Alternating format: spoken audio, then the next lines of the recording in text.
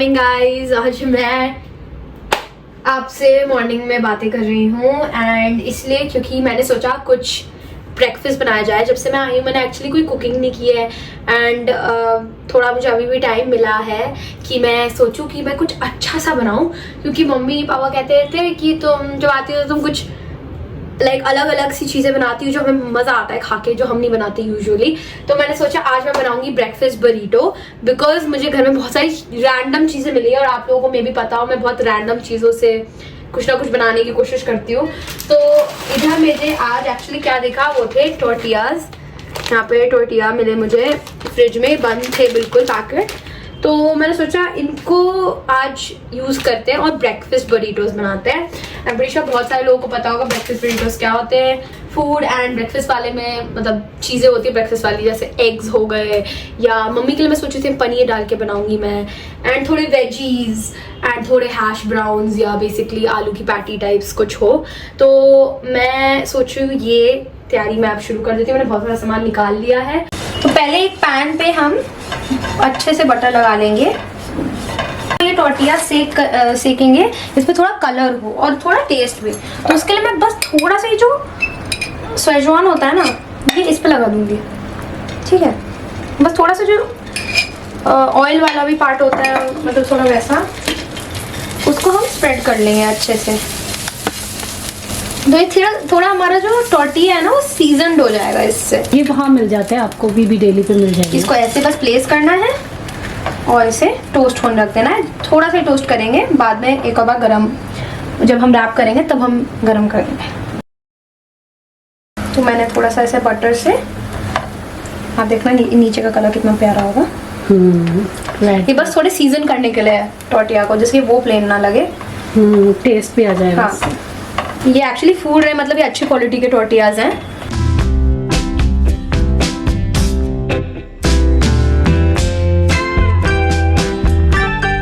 थोड़ी बहुत चीज़ें जो है फ्राई कर देनी, जैसी भी वेजिटेबल्स आप डालना चाहो अपने बरीटो में वो हम फ्राई कर रहे हैं, वरना आप लोग तो वैसे भी डाल देते ना मम्मी। हाँ, दो तरीके का बना रहे हो ना। हाँ, तो मैं दो तरीके का बना रही हूँ, एक मम्मी स्पेशल, एक डैडी स्पेशल। डैडी स्पेशल में उनकी फेवरेट चीज़ स्क्रैम्बल्ड एग्स होंगे और मम्मी स्पेशल में उनकी फेवरेट चीज़ पनीर होगी। तो सबका सोच के मैं काम कर आज। और पता है कुछ भी से कुछ भी बना सकती है। हाँ, जैसे आज हम इसके पास ये हुनर है, ये बचपन से करती आ रही है ये काम। तो कुछ भी से कुछ भी बना के खिलाती हूँ मम्मी। तो इसके पास वो नहीं थी हैश ब्राउन, तो इसने स्माइली को हैश ब्राउन की तरह यूज़ किया है। तो बस थोड़ा सा हमें क्रंच मेंटेन रखना है, तो ज़्यादा देर मैं नहीं रखूँगी इसे गैस पे।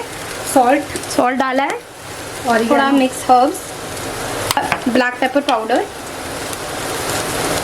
और थोड़ा चाट मसाला, बस ये सीजन करने के लिए हमारी वेजीज को। अच्छी खुशबू आ रही है ना सीजनिंग की। एग वाला बनाएंगे, अगर आप लोग एग खाते हो तो आप लोग ये बना सकते हो। बस 2 एग्स लेंगे पहले, स्क्रैम्बल्ड एग्स ही है, तो थोड़ा सा नमक,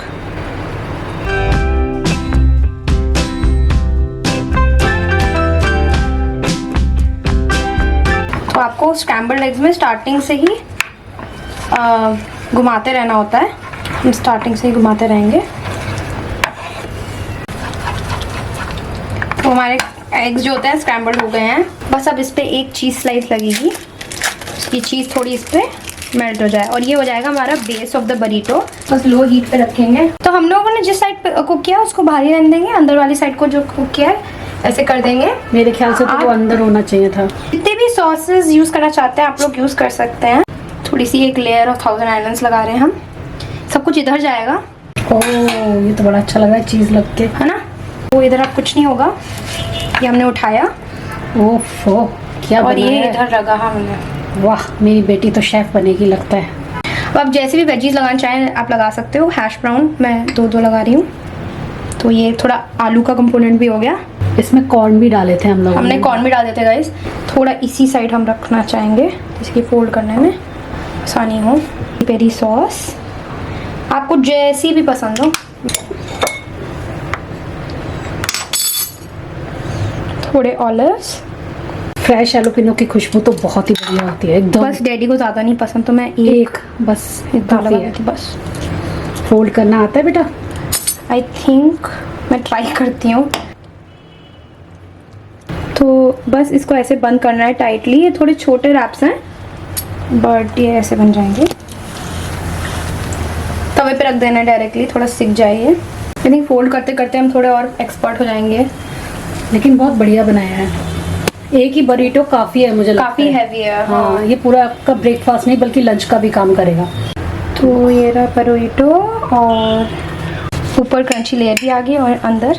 वाह, क्या ये लगता है कि ये जो टोटिया थे तेरा ही इंतज़ार कर रहे थे इतने दिन से कि कब कशिश आएगी। Oh my God. डैडी को देख के आते हैं। यहाँ पर हमने मफिन का भी बरीटो तैयार कर दिया है, अलग से वेजिटेबल्स हैं इसमें, और इसमें रोटी लगाई है हमने उसके लिए। बस और थोड़ी सी वेजिटेबल, एक तो वो खाता नहीं है, बहुत नाटक करता है वेजिटेबल में। टमाटो लगा दे, टमाटो शायद खा ले। एक टमाटर और एक पनीर। अब बनेगा मम्मी का, वही सेम प्रोसीजर है, बस एग्स की जगह पनीर है। अब लगेगी खूब सारी वेजिटेबल। ऑलिव्स थे, फिर एलपिनोस। आपको तो पसंद है? हाँ, बस इतने काफ़ी हैं। चीज़ भी लगाना मेरे में। हाँ,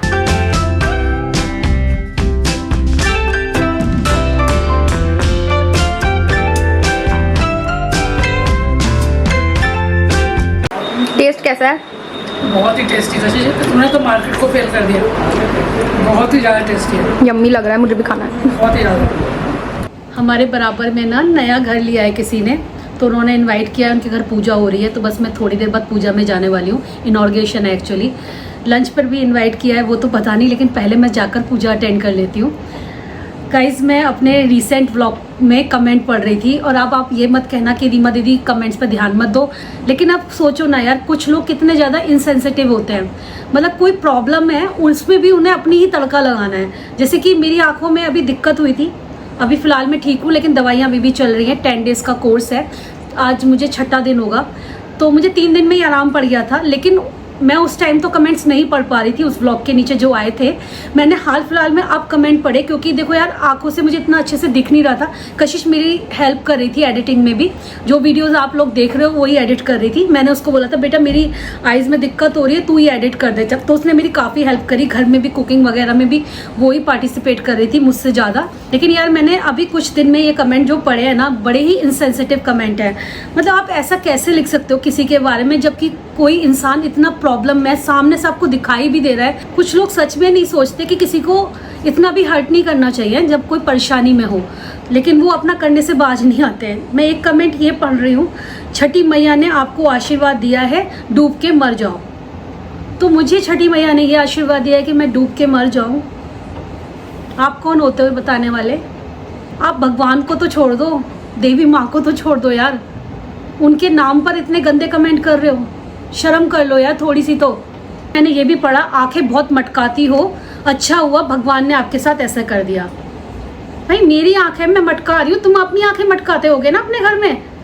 और मेरी आंखें इतनी बुरी लगती हैं और उन आंखों को देख के आपको इतनी परेशानी होती है, इतनी जलन होती है, तो मत देखो यार। मैंने कोई फोर्सफुली आपको गन पॉइंट पे बिठाला नहीं कि मेरे व्लॉग वॉच करो। अगर आप मुझे पसंद करते हो तभी मेरे व्लॉग वॉच करोगे ना, और नहीं पसंद करते हो फिर भी वॉच कर रहे हो, तो प्रॉब्लम आपकी है। मतलब आप उनमें से हो जो देखना भी है और कमियां भी ढूंढनी है, और हर दिन ढूंढनी है, चाहे वो बंदा कितनी भी परेशानी में क्यों ना हो। मैं कमेंट्स नहीं पढ़ पा रही थी, इसका मतलब ये नहीं है कि मैं बाद में कमेंट नहीं पढ़ूंगी। मैंने सारे कमेंट्स पढ़े हैं, और इतने भद्दे कमेंट्स कोई कैसे दे सकता है। ऐसा नहीं है गाइस कि आप कहोगे हमेशा नेगेटिव कमेंट को ही पॉइंट आउट करती हो, मैं ऐसा नहीं है बिल्कुल भी। आपके जितने भी अच्छे कमेंट्स होते हैं उनको हमेशा मैं हार्ट देने की पूरी कोशिश करती हूँ। 3 दिन से बीमार चल रही थी, तो हो सकता है मैंने आप लोगों को हार्ट ना दिया हो या रिप्लाई ना दिया हो, लेकिन उसके पीछे भी एक रीज़न था। अब मैं एक्टिव हो गई हूँ, फिर से आप लोगों के सारे क्वेश्चंस के जवाब भी दूंगी और हार्ट भी पूरा देने की कोशिश करूंगी। आप लोग इतना वरी हो गए थे, आप में से कुछ लोगों के तो मुझे मेल भी आए थे, डॉक्टर को दिखा दीजिए, आप ये दवाई लगा लीजिए, आप देखिए कि आपको किस चीज़ से प्रॉब्लम है। लोगों ने बहुत बहुत कंसर्न भी दिखाया है। आप लोग बहुत प्यार करते हो, मैं जानती हूँ, लेकिन कुछ लोग ना आकर अपनी भड़ास या अपनी जो गंदगी उनके दिमाग में भरी होती है वो इस मौके पर तो ज़रूर निकालते हैं जब कोई परेशान होता है। चलिए, ये एक कमेंट बहुत ही न्यूट्रल सा कमेंट है, लेकिन मैं इसके बारे में इसलिए डिस्कस कर रही हूँ, इसके बारे में भी बताना मुझे ज़रूरी लगा। तो ये है, आपको छठ पूजा नहीं करनी चाहिए जब आपके यहाँ नहीं होती है। न्यू रीति रिवाज जो अपने खानदान में नहीं होते हैं उन्हें कभी नहीं करना चाहिए। तो बिल्कुल सही बात बोला आपने, ये मैं इस बात से 100% एग्री हूँ और मैं भी इस चीज़ को बिल्कुल मानती हूँ अपनी लाइफ में। जो मेरे ससुराल में चीज़ें नहीं होती है मैं भी उन्हें कोशिश करती हूँ कि ना करूँ, और करनी भी नहीं चाहिए। कभी कभी हम लोगों को दिल में ये बहम हो जाता है, दिमाग में बहम आ जाता है, तो इस चीज़ों को नहीं करना चाहिए। और ऐसा ही मैंने यहाँ पर भी किया है। मैंने कोई व्रत वगैरह नहीं रखा था, कोई मैंने शुरू से लेकर आखिर तक रिचुअल्स नहीं निभाए थे।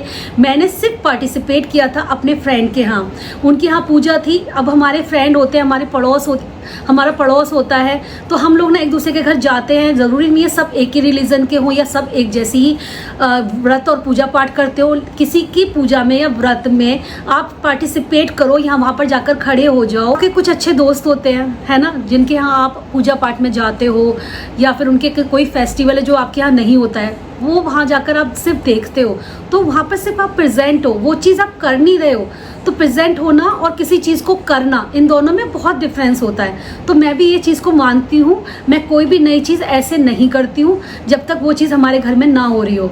इसी वजह से मैंने इसमें भी सिर्फ पार्टिसिपेशन दिया था, मतलब मैं वहाँ जाकर देख रही थी कि कैसा मुझे बहुत अच्छा लगता है, और ऐसी जगहों पे जाके मुझे बड़ी सुख और शांति मिलती है और मुझे नई चीज़ें सीखने को भी मिलती हैं। मैं बहुत सालों ना साउथ में रही हूँ, साउथ में इतने सारे फेस्टिवल होते थे जो हमारी तरफ बिल्कुल नहीं होते हैं, तो मैं सारे फ्रेंड्स के साथ उनमें भी इन्वॉल्व होती थी, वो सब भी देखती थी। इसका मतलब ये थोड़ी ना हो गया कि मुझे इसीलिए ये दिक्कत हुई क्योंकि मैंने उनके रिचुअल को देख लिया है।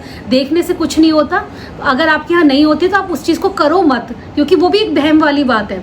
बाकी तो आप करना भी चाहते हो तो करते भी हैं बहुत सारे लोग, उसमें भी कोई दिक्कत नहीं है। मैं इस चीज़ को भी नहीं कह रही हूँ, लेकिन मेरा पर्सनल ये है कि मैं अवॉइड करती हूँ कि मुझे थोड़ा सा डर सा हो जाता है, इस वजह से मैं अवॉइड करती हूँ, वरना तो कोई दिक्कत नहीं है। बाकी आप लोगों की इतनी वेल विशेस मिली है ना मुझे हर जगह, तो शायद मैं इतनी जल्दी ठीक भी हो गई हूँ। आप सबने बहुत कंसर्न दिखाया था, खूब सारी विशेस दी थी कि मैं जल्दी रिकवर हो जाऊँ। तो एलर्जी तो बहुत तगड़ी थी, मुझे खुद डर लग गया था। मुझे लगा था मेरे अब 1 हफ्ता पूरा गया, लेकिन 3 दिन में हल्की हल्की स्वेलिंग उतरनी स्टार्ट हो गई थी। और आज तो आप देख भी पा रहे होगे कि मेरा जो चेहरा है वो पूरी तरीके से नॉर्मल भी हो गया है। तो आज 6वां या 7वां दिन है मुझे, तो काफ़ी सूजन उतर गई है अब चेहरे की, पहले की तरह मैं फील कर पा रही हूँ। स्टिल मैंने अपने चेहरे पर कोई मेकअप नहीं लगा रखा है। एक लोगों को ये भी लगता है कि मैं मेकअप लगाती हूँ, इस वजह से मेरे चेहरे पे ऐसा हुआ है। मैंने पहले भी बताया कई बार, मेरे जो जितने भी डेली व्लॉग्स होते हैं उनमें मैं बिल्कुल नहा कर, कहते हैं ना, या फेस वॉश करके मॉइस्चराइजर लगाया और लिपस्टिक लगाई, क्योंकि टिंट तो लिप्स पे अच्छा लगता है, वरना वो अजीब से लिप्स लगते हैं। बस उतना ही रहता है मेरा। लेकिन घर में कोई फेस्टिवल है या मुझे कहीं जाना है तो मैं थोड़ा बहुत तैयार होती हूँ। इसका मतलब ये नहीं मैं 24 घंटे मेकअप में रहती हूँ, वरना आपने मुझे मेकअप में भी देखा हुआ है। जैसे करवा चौथ और दिवाली का व्लॉग था, तो मैंने ऐसा मेकअप कर रही हूँ मैं डेली व्लॉग में। आपको लगता है नहीं करती हूँ यार, मुझे भी पता है डेली मेकअप अच्छा नहीं होता। मेरी स्किन खुद ही ग्लो कर रही है, खुद ही क्लीन एंड क्लियर है, तो मुझे ज़रूरत भी नहीं लगती मेकअप की। तो चलिए दोस्तों, यही था आज का व्लॉग। उम्मीद करती हूँ आपको व्लॉग अच्छा लगा होगा, और जिन लोगों ने इतनी अच्छी अच्छी विशेस दी हैं मुझे, उनके लिए thank you so much. Bye bye, मिलते हैं नेक्स्ट वीडियो में।